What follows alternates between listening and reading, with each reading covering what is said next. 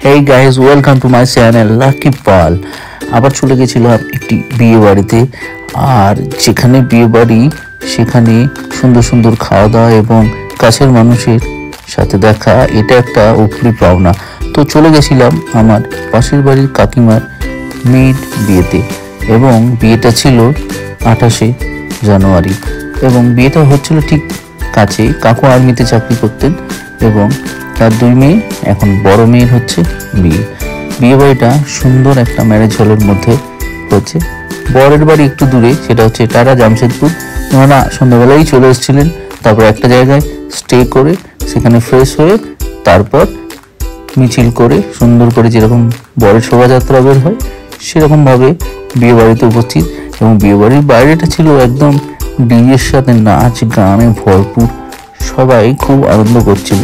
আসলে এই বিয়েটা একটা পুরো দুরকম ট্র্যাডিশন হচ্ছিল, বাঙালি এবং পাঞ্জাবি।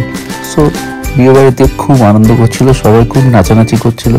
তো আমিও সেগুলো ভিডিও করলাম, দেখলাম, উপভোগ করলাম।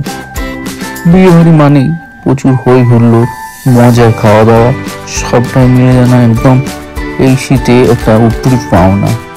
বরের প্রচুর বন্ধু বান্ধব এবং বর পক্ষের প্রচুর লোকজন এবং কোনো পক্ষের অনেক বন্ধু বান্ধবী সবাই ছিল, এবং একটা ইয়ং ব্যাচের একটা দারুণ নাচ গানের সিচুয়েশন আমরা দেখে নিলাম এই বিয়ে বাড়ির বাইরে, এবং সেটা ক্যামেরায় ক্যাপচার করা হলো।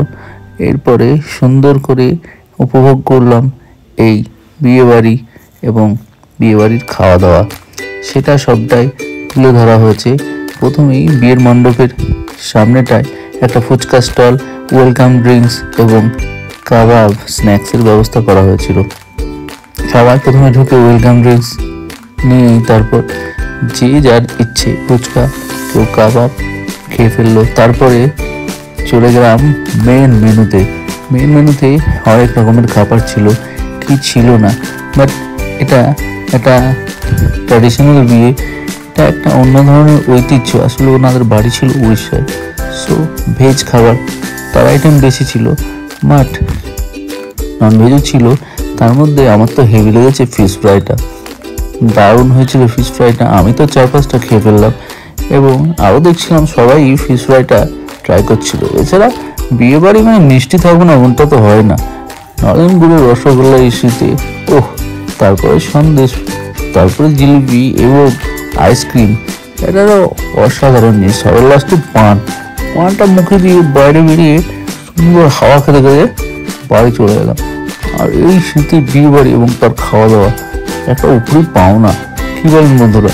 আপনারাও নিশ্চয়ই এই শীতে অনেক বিয়ে বাড়ি ভিজিট করেছেন, আপনাদের নিজেদের আত্মীয় কেমন লাগলো আমিও শেয়ার করলাম, আমার ভালো লাগলো।